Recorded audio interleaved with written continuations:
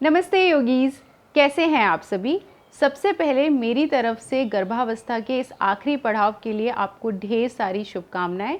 मैं प्रार्थना करूंगी कि आप सभी की डिलीवरी अच्छे से संपन्न हो जाए और आपका बच्चा स्वस्थ हो। मेरा भी 9th मंथ चल रहा है और मैं भी उस आखिरी पड़ाव में हूँ। बहुत सारे थॉट्स आते हैं, तो मैंने सोचा कि इस वीडियो को बनाती हूँ और जो चीज़ें मैं फॉलो इस वक्त कर रही हूँ वो आप लोगों के साथ शेयर कर देती हूँ।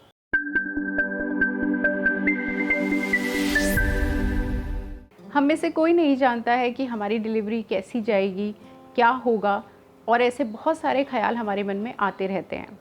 योग करके हम अपने आप को शारीरिक और मानसिक रूप से तैयार कर सकते हैं, वो हमारे हाथ में है।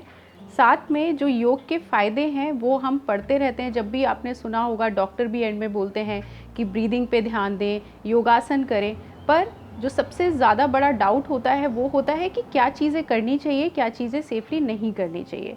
क्योंकि मैं अभी 9th मंथ में हूँ, मैं खुद इस जर्नी से जा रही हूँ और वो चीज़ें फॉलो कर रही हूँ, इसलिए मुझे लगा कि ये आपके साथ मुझे शेयर करना चाहिए। ये बहुत ज़्यादा सेफ़ आसन है जो कोई भी प्रेग्नेंट महिला अपने 9th मंथ में ईजीली कर सकती है। इसके करने का मकसद ये नहीं है कि आपकी जो डिलीवरी है वो वेजिनल यानी कि जो नेचुरल डिलीवरी कहा जाता है वो होगी ही होगी, क्योंकि मैंने जैसा कि कहा डिलीवरी का पता नहीं होता है। कई सारे कॉम्प्लिकेशंस होते हैं, कई सारी चीज़ें होती हैं जो चेंज हो सकती हैं। ये जो योगासन है वो है आपकी डिलीवरी को आसान बनाने के लिए, क्योंकि जितना मैं पढ़ रही हूँ, जितना मैं रिसर्च कर रही हूँ, उसमें मैंने जाना है कि ये हमारे जो हमारे अंदर से शक्ति आती है उसको स्ट्रॉन्ग बनाने वाली बात है कि अगर हम अंदर से स्ट्रॉन्ग फील करेंगे तो बाहर के फैक्टर्स को अवॉइड कर पाएंगे। उसमें योग बहुत मदद करता है, जिसमें प्राणायाम और योगासन को हम इंक्लूड करके इस सेशन में आज करेंगे, जिससे आपको मदद मिलेगी अपनी डिलीवरी को आसान बनाने में। तो चलिए शुरू करते हैं। तो आज के सेशन में दो चीज़ें कवर की जाएंगी। एक हमारी शारीरिक मजबूती जो कि मैंने आपको बताया था, और दूसरी हमारी अंदरूनी मजबूती जिसके लिए हम प्राणायाम करते हैं। प्राणायाम हमारे शरीर को रिलैक्स करते हैं, जो पेन होता है, लेबर पेन होते हैं, उससे हमें डिस्ट्रैक्ट करता है। तो सबसे पहले हम ये आसन करेंगे, उसके बाद हम 2 ब्रीदिंग टेक्निक सीखेंगे। तो सबसे पहले हम लोग शुरू करते हैं योगासन से। तो सबसे पहले हम करेंगे गॉडेस पोज, जिसको हिंदी में कहा जाता है उत्कट कोणासन। पर ऑब्वियसली क्योंकि हम प्रेग्नेंट हैं तो हम इसका थोड़ा सा मॉडिफाइड वर्जन करेंगे। जो एक्चुअल होता है उसमें आप जो पैर होता है वो पूरी तरीके से बाहर निकालते हैं, लेकिन इस वक्त हम ऐसे ना करके अपने पैरों के जो टोज़ हैं, अंगूठे हैं, उसको अपने सामने रखेंगे। तो बेसिकली आपने स्क्वाट्स भी देखे होंगे जिम में हम जो करते हैं, सेम वैसे ही करना है। और ये बहुत ज़्यादा अच्छा स्ट्रेच है जो हमें करना चाहिए इस दौरान। तो इसमें क्या करेंगे, अपने टोज़ को बिल्कुल सामने रहने दें, पर गैप जो है पैरों के बीच में वो अच्छा होना चाहिए, कम से कम 3 से 3.5 फीट के बीच का गैप। ठीक है। इसके बाद अब 2 तरीके से आप इसे कर सकते हैं। अगर आपको लग रहा है कि आपका बैलेंस नहीं बन रहा है तो जैसे कोई दीवार है या आगे कुर्सी रख के आप करेंगे, नहीं तो इसके 2 तरीके हैं करने के। या तो आप अपना हाथ आगे इस तरीके से रख लेंगे, सामने देखेंगे, सांस अंदर भरेंगे और धीरे धीरे छोड़ते हुए सांस को अपने हिप को पहले पीछे ले जाएंगे और फिर नीचे जाएंगे।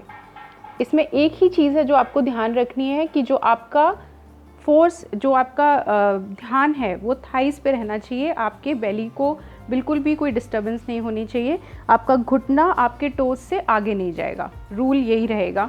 क्योंकि जब आप नीचे जाते हो, अगर आपने ये चीज़ आगे कर दी तो ये आपके नीज़ के लिए बहुत ख़राब है, क्योंकि अभी हमारे वजन की वजह से नीज़ पे प्रेशर ना आए। तो हमें ध्यान रखना है कि ये नी यहीं रहेगा, हिप पीछे किया और हल्के से फिर हम नीचे आए। और जब नीचे आएंगे तो मैं आपको साइड से दिखाती हूँ। जब नीचे आएंगे, ये इतना नीचे आना है कि कम से कम आपका ये जो थाई है और नीचे ज़मीन है उसके बीच में 90 डिग्री का एंगल बने, इतना सीधे पैरेलल हो जाए। अगर आप उतना नहीं आ सकते हैं तो आपको क्या करना होगा, बस यहाँ पे रुक के फिर वापस आ जाएंगे। तो जितना आपकी फ्लेक्सिबिलिटी है, जितना आप कर सकते हैं उतना आप इस स्क्वाट को करेंगे। तो चलिए अब हम इसे साथ में करेंगे। 5-5 के 2 सेट करने हैं, यानी कि टोटल 10। ठीक है। तो जो सीक्वेंस है एज इट इज़ हम फॉलो करेंगे।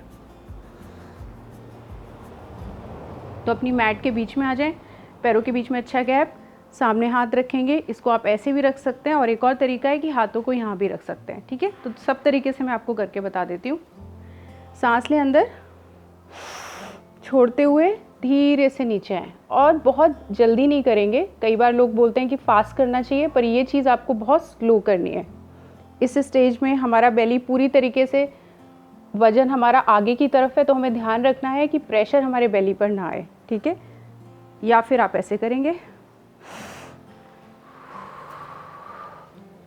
सांस अंदर भरते हुए ऊपर आएंगे और छोड़ते हुए नीचे आएंगे। 4 बार हुआ, फिर आ जाएं ऊपर।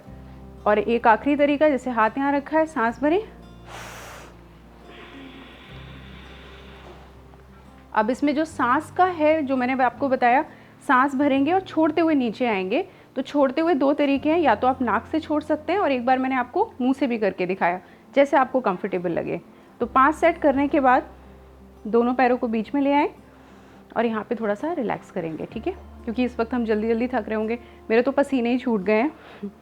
तो आ जाएं आगे।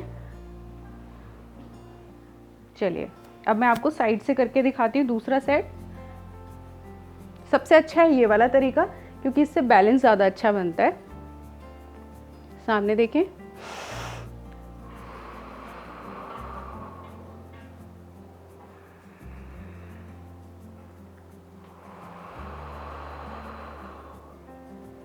दो,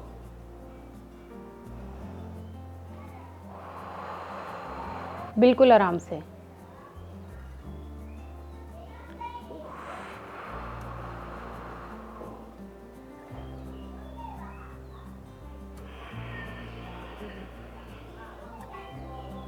जो आपकी ब्रीदिंग है वो अलाइंड होनी चाहिए। ऊपर आते वक्त सांस भरेंगे, छोड़ते वक्त नीचे, फिर आ जाएंगे हल्के से ऊपर, हाथ नीचे। बाकी के जो आसन है बैठ के करने हैं, तो आप अब बैठ जाइए। दूसरे आसन के लिए हम अपने वज्रासन में सबसे पहले बैठेंगे नीचे। इस तरीके से आपको बैठना है और फिर पैरों पे और हाथों पे इस तरीके से आ जाएंगे टेबल टॉप पोजीशन में। हमें करना है कैट काउ पोज, मर्जरी आसन, बितली आसन। ये मैंने अपने प्रीनेटल योगा में काफ़ी बार कराया है, क्योंकि ये सच में बहुत अच्छा आसन है हमारे स्पाइन के लिए, क्योंकि इस वक्त स्पाइन के लिए हम कोई बहुत कॉम्प्लेक्स आसन नहीं कर सकते हैं, तो परफेक्ट है ये स्पाइन के लिए। साथ में ही आपके बेबी के जो जगह होती है उसको मूव करने में, अगर उसका सर ऊपर है तो उसको नीचे लाने में, उसके लिए भी ये बहुत ज़्यादा हेल्पफुल है। तो दोनों हाथों को आगे रखा, सामने टेबल टॉप में देखा और अपनी रीढ़ की हड्डी को पहले सीधा रखेंगे। और हमें कितनी बार करना है ये? 5 बार। फिर ब्रेक लेके फिर 5 बार करेंगे। सांस भरेंगे, छोड़ेंगे, नीचे रोल करें अपनी स्पाइन को अंदर की तरफ, फिर सांस भरेंगे, 2, फिर ऊपर,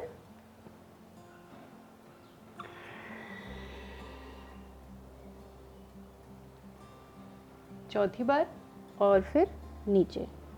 इसको बहुत फास्ट ना करें, आराम आराम से करेंगे, और फिर नीचे। सामने देखिए, टेबल टॉप में आए और फिर धीरे से आ जाएं वज्रासन में। 5 बार करने के बाद 5 बार और करेंगे। तो ये जो योग है, आप जितने भी मैं आपको सीक्वेंसेस बता रही हूँ, ये आपको खाली पेट करने हैं, या फिर अगर आप ड्राई फ्रूट फल वगैरह खा रहे हैं या आपने जूस पिया है तो उसके 1-1.5 घंटे बाद। बिल्कुल भूखे पेट भी ना करें, इसीलिए कोशिश करें कि ये सुबह कर लें आप। चलिए फिर से करते हैं 5 बार।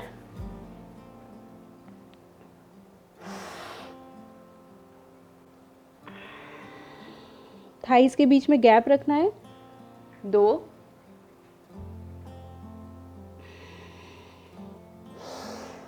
3, 4 और 5।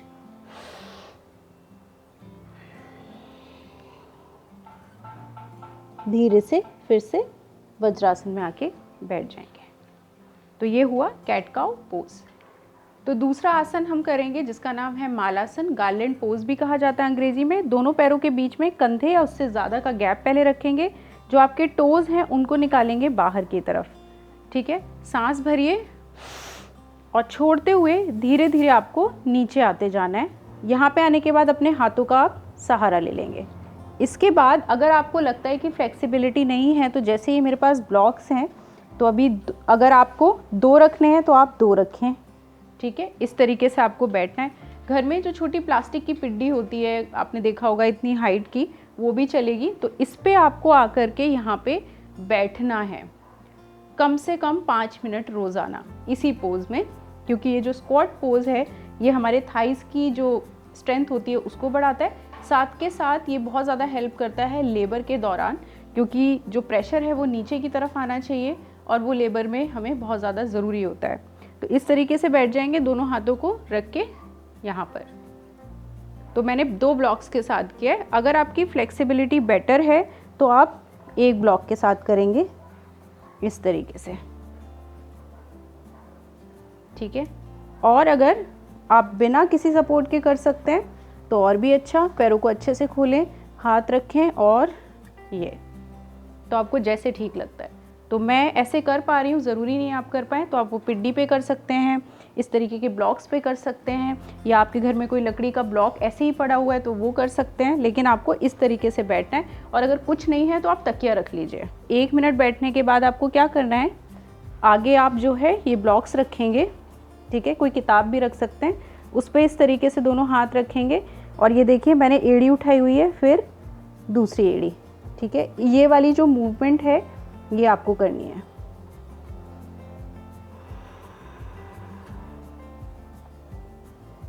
दोनों तरफ, और फिर उसके बाद आके बैठ जाएंगे, हाथों को आगे रख के। इसके बाद आप इस तरीके से उठ के खड़े हो जाएंगे। तो चलिए अब करते हैं चौथा आसन, बद्ध कोण आसन। इसको कॉबलर्स पोज भी कहा जाता है, बाउंड एंगल पोज भी कहा जाता है। इसमें मैंने देखिए तकिया, एक छोटा सा कुशन होता है वो रखा है। आप भी तकिया, तौलिया जो भी है, थोड़ा इतनी जो थिकनेस होती है उसको रखेंगे तो आपकी बेली को सपोर्ट मिलेगा और थोड़ा स्पेस के कारण आप अच्छे से बैठ पाएंगे। इस तरीके से अभी मैं सुखासन में बैठी हूँ। तो बद्ध कोण आसन में जाने के लिए कई बार मैंने बताया, पैरों को आगे निकालेंगे, दोनों पैरों के तलवों को मिला देंगे, ठीक है। थोड़ा सा अपनी तरफ लेके आए। ऐसा करने से क्या होगा, आपकी स्पाइन सीधी होगी, जो आपकी छाती है वो आगे की तरफ निकली हुई होनी चाहिए। हाथों से अपने टोज़ को, पंजे को इस तरीके से पकड़ें और ये देखिए सामने देखेंगे एकदम, तो घुसना नहीं है अंदर, बेली को पूरा स्पेस मिले और इस तरीके से आप देखेंगे सामने की तरफ। और यहाँ पे आपको ब्रीदिंग करनी है और एकदम गहरी ब्रीदिंग करनी है। तो 2 तरीके से कर सकते हैं, सांस अंदर नाक से, सांस बाहर नाक से। दूसरा, सांस अंदर नाक से लेंगे लेकिन बाहर मुंह से निकालेंगे। तो ऐसे रखा हमने, आंखें बंद करी,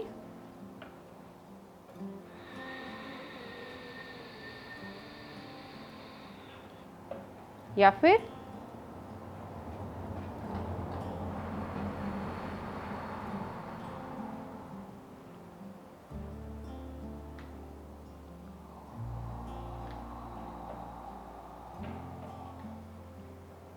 कोई जल्दी नहीं है, आराम से 4 से 5 मिनट बद्ध कोण आसन में आप इसी तरीके से ब्रीदिंग कर सकते हैं।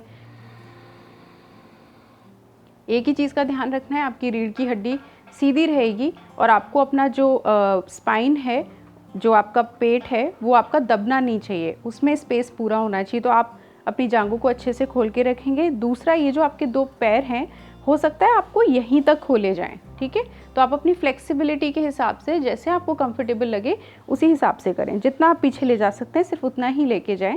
और जो हाथ मैंने बताया, एक तो ये तरीका है, अगर आप ये नहीं कर सकते तो इस तरीके से एंकल्स को पकड़ लें, लेकिन अपनी रीढ़ की हड्डी, जो मैंने पहले भी बोला है, वो सीधी ही रखनी है। बद्ध कोण आसन में क्या करते हैं कि थोड़ी देर बैठते हैं, लगे कि थक गए, फिर हम करते हैं तितली आसन, बटरफ्लाई। तो बटरफ्लाई हम सब जानते हैं, दोनों पैरों को रखा, इस तरीके से पकड़ा और इसके बाद पैरों को ऊपर नीचे। इस वक्त आप बहुत ज़्यादा पैर ऊपर नीचे तेज नहीं कर सकते और ना बहुत ज़्यादा आपकी डीप मूवमेंट होगी, लेकिन जब आप ये करते हैं तो आपकी जो पेल्विक गर्डल है उसकी मूवमेंट बहुत अच्छी होती है। तो इस तरीके से हल्के हल्के से आप करते रहें, 10 से 15 बार कर लेंगे, उतना ही काफ़ी है।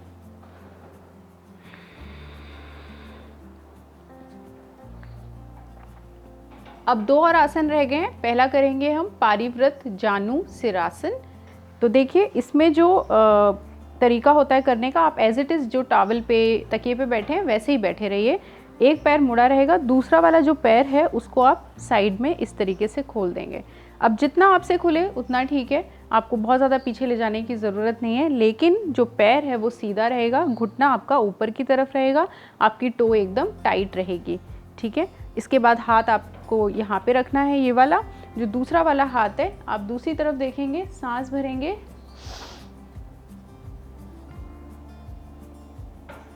और यहाँ पे आपको होल्ड करना है और आपकी जो नज़रें हैं वो ऊपर की तरफ, सीलिंग की तरफ रहेंगी। यहाँ पे 5 सेकंड का होल्ड करेंगे। 1 2 3 4 5। सांस भरें, छोड़ें। ठीक है, तो सांस भरा, छोड़ते हुए नीचे आए, लेकिन जितनी देर होल्ड किया मैंने ब्रीदिंग की है, आप ये ध्यान रखिएगा होल्ड नहीं करना है। फिर इसके बाद ये वाला पैर आ जाएगा अंदर की तरफ और इस पैर को हम निकालेंगे बाहर की तरफ। ठीक है, अच्छे से यहाँ पे बैठ जाएं। जब बैलेंस बैठ जाए हाथ को यहाँ रखें, सांस भरें और यहाँ पे होल्ड। 1 2 3 4 5। सांस भरें और फिर नीचे हाथ को लेके आ जाएं। धीरे से अपने पैर को ले आएं वापस, सुखासन में आ गए। अब इसके बाद हम करेंगे उपविष्ट कोणासन। तो जानुसिरासन जो किया था अभी हमने पारिव्रत, उसमें हम एक पैर खोल रहे थे, इसमें दोनों पैरों को खोला जाता है। तो पहले एक पैर को खोल लें, फिर उसके बाद आपको दूसरा पैर खोलना है। अब ये जो चीज़ मैंने की है वो आपको अपने कंफर्ट के हिसाब से देखनी है। जैसे अगर आपका पैर इतना खुल रहा है तो कोई बात नहीं, आप इतना ही खोलेंगे, पर आप ये ध्यान रखें कि आपको किसी तरीके की क्रैम्पिंग नहीं होनी चाहिए, वरना इस आसन को आप यहीं पे स्किप भी कर सकते हैं। ठीक है, इसीलिए मैंने ये आखिर में कराया। आप यहीं पे सेशन ख़त्म कर देंगे, इसके बाद ब्रीदिंग शुरू कर सकते हैं। तो इसके लिए आपको अपने पैरों को अच्छे से खोलना है। ये देखिए मैं तकिए पे बैठी हूँ, इससे आपको और अच्छा सपोर्ट मिलेगा। तो आप दोनों हाथों को सबसे पहले आगे रखें, आंखें बंद करें और गहरी सांस लेनी है।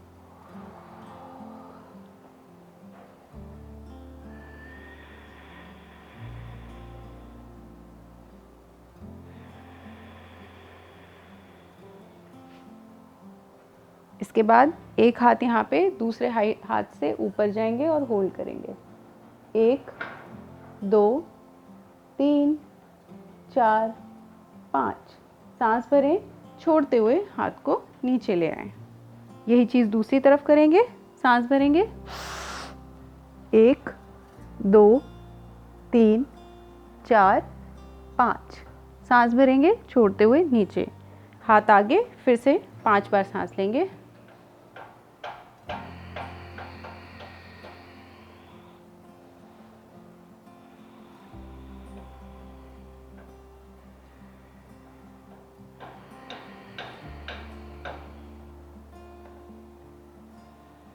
सेम चीज़, फिर से हाथ ऊपर, होल्ड। 1 2 3 4 5। सांस अंदर, छोड़ते हुए बाहर, हाथ नीचे, फिर सांस अंदर, हाथ उठाते हुए। 1 2 3 4 5। इसके बाद सांस भरें और छोड़ते हुए हाथ को ले आएं नीचे। इसके बाद धीरे से अपने पैरों को फोल्ड करके सुखासन में धीरे से आ जाएं। अब हम करेंगे ब्रीदिंग एक्सरसाइजेस जो कि सिंपल हैं। एक जो है उसमें हम क्या करेंगे, अपने जो दोनों हाथ हैं उनको पीछे रख लीजिए इस तरीके से। ठीक है, इसलिए मैं कर रही हूँ ताकि आपके चेस्ट को पूरा ओपन होने की जगह मिल पाए। तो आंखें बंद कर लेंगे धीरे से और क्या करेंगे, सांस लेंगे, पहले छोड़ेंगे। एक गहरा लंबा सांस लेने के बाद फिर सांस भरेंगे, इस बार पूरा चेस्ट ऊपर ओपन करेंगे और छोड़ते हुए फिर से कीजिए।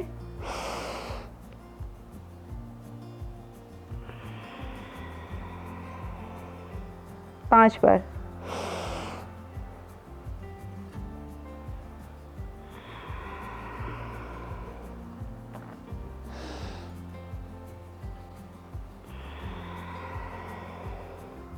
बहुत गहरी सांस लेनी है, आराम आराम से।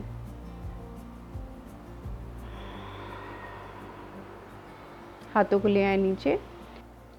इस बार हम मुंह से सांस निकालेंगे तो दोनों हाथ वैसे ही रखे रहेंगे। अच्छा, हाथों को इस तरीके से टाइट नहीं करना है, बस सर के पीछे हल्का सा रख लेंगे। ठीक है, सांस भरिए,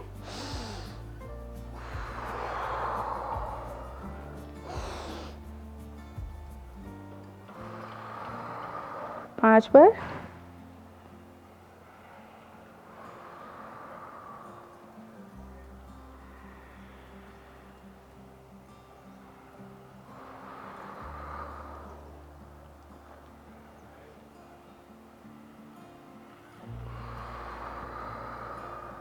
दोनों हाथों को ले आएँ नीचे। तो ये जो मैंने आपको ब्रीदिंग करके बताई है, ये आप बिना हाथ के मूवमेंट के सिंपल चिन मुद्रा में भी कर सकते हैं, सांस अंदर और बाहर। तो जब भी आपको सेल्फ डाउट हो, कभी किसी तरीके का डर लगे, तो आप इसी तरीके से सांस अंदर और बाहर छोड़ेंगे और मुंह से आपको करना है। ये प्रैक्टिस जब आप करेंगे तो ये आप देखिएगा हॉस्पिटल में भी डिलीवरी के समय यही तरीका होता है, कॉन्ट्रैक्शन के साथ सांस अंदर और बाहर लेने का। ये आपको बहुत ज़्यादा रिलीफ कर देगा। साथ में एक और चीज़ होती है, जब आँख बंद करके आप पूरा अपने ब्रीदिंग पे कॉन्सेंट्रेट करते हैं, तो ये एक तरीके का मेडिटेशन ही है। जिससे क्या होता है, जैसे बाहर मशीन है, नर्स हैं, डॉक्टर्स हैं, बहुत कुछ बोलने से हमें स्ट्रेस आता है और वो स्ट्रेस हमें और डराता है। जितना हमारी बॉडी फ्लाइट मोड में, डर के कारण उस मोड में चले जाएगी, उतना ही हमें पेन ज़्यादा फील होगा।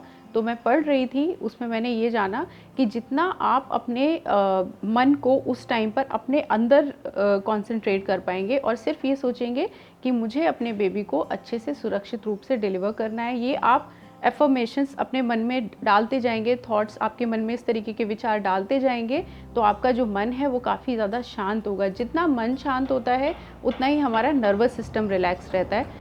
साथ में आपको करना है अनुलोम विलोम प्राणायाम। इसको आपको करना है 10-10 की 3 साइकिल, यानी कि 30 आपको एक बार में करनी है। तो आपने एक हाथ रखा चिन मुद्रा में, दूसरे से आपने बनाई वायु मुद्रा। इस तरीके से नॉस्ट्रिल बंद करी। हमेशा लेफ्ट नॉस्ट्रिल से ये शुरू होता है। सांस अंदर,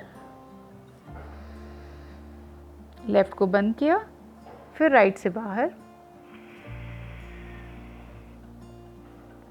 राइट से फिर अंदर और लेफ्ट से बाहर। ये हुई एक साइकिल। तो ऐसी आपको 30 करनी है। 10 करने के बाद ब्रेक लेंगे, फिर करेंगे। तो दोनों हाथों को चिन मुद्रा में रखेंगे, आंखें बंद करेंगे और ओम का उच्चारण कर लेंगे 3 बार।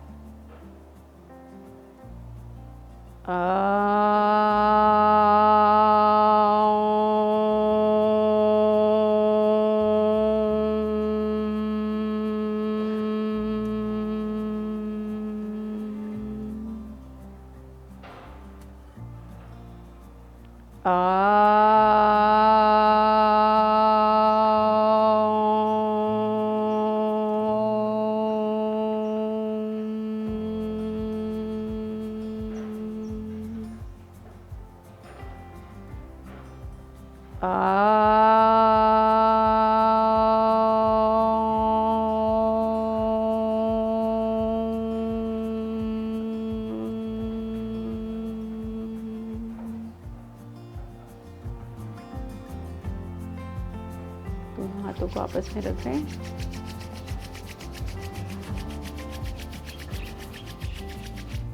आंखों के ऊपर, चेहरे पे, गर्दन, कंधे, कबैली,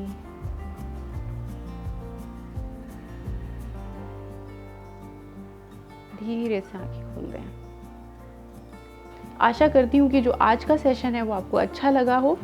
अगर अच्छा लगा है तो प्लीज़ इस वीडियो को देखें। अगर कोई फीडबैक है तो ज़रूर शेयर करें। साथ में अगर कोई क्वेरी है, कोई क्वेश्चन है, कोई कंफ्यूजन है तो वो ज़रूर मुझसे पूछें। फिर किसी और टॉपिक के साथ आपको दोबारा मिलूंगी। तब तक आप अपना ख्याल रखिए। नमस्ते।